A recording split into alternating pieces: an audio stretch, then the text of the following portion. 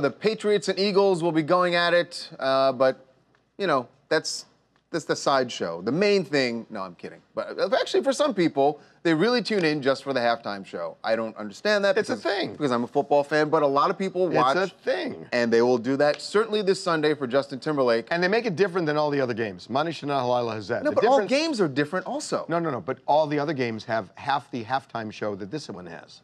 What? In terms of length. Oh, in length, that is true. Well, here's what Justin Timberlake had his news conference in Minneapolis. They do this every year before the Super Bowl, whoever the performer is.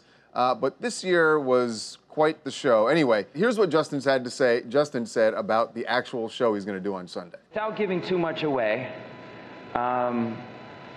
we're doing a few things with this halftime show that they've never quite done before, and I'm excited this year to rock the stage. So it's going to be a lot of fun. Oh, it's going to be fun for you, Justin. But listen, you know what he said, that we're going to do things you've never seen before. Guess what? Those things are going to take time. And yes, Harvey, the Super Bowl halftime is twice as long as a regular season game halftime. And that is not necessarily a good thing. It's great if you're a Justin Timberlake fan, but it can cause problems for the players, a guy and the coaches. A guy who knows all about that is Eric Mangini. He's with FS1 now. You see him on First Things First and Undisputed. But he was with the Patriots, actually, was defensive coordinator for a few of their Super Bowls. So he's been there, and he knows all about this, and he's joining us right now. Coach, how you doing? Good. How you guys doing? We're good. We're good, man. So, listen, I know one of the times that you were at the Super Bowl with the Patriots was the last time Justin Timberlake performed, that whole Janet Jackson thing. But talk to us about how long, when you're sitting in the locker room and half an hour is going by, what is that like for you as a coach and also for the players? Well, the first time it was really difficult because you can't prep for it. You don't appreciate how long it is, and it takes some getting used to. Now, Bill Belichick had been there multiple times, so he prepped us and set the halftime adjustments and the time we had to ourselves accordingly. So we had an idea, but until you go through it, it's a hard thing to appreciate.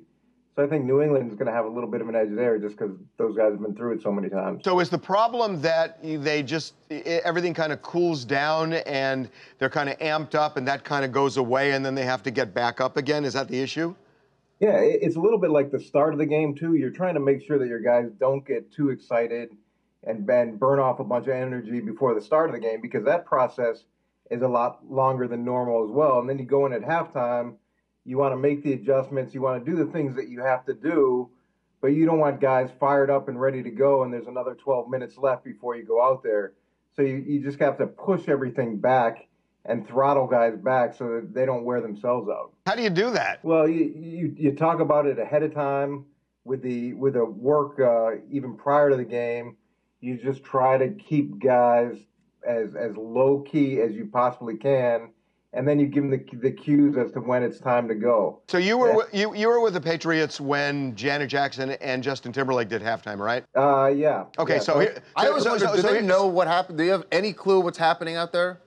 I don't know if that's what you're going to ask. Well, that's my question. Yeah. Do they want to there got to be some super fans of Janet or Justin or whatever. What if you caught a guy on a little monitor watching? Yeah. Or even go out there and just watch? I mean, does anybody ever want to do that? No, you talk about it, and you'd love to be able to watch the halftime show, but you're so worried about the things that you got to take care of and whatever happened in the first half. And look, this is a moment that for most guys comes up once in their life, if then.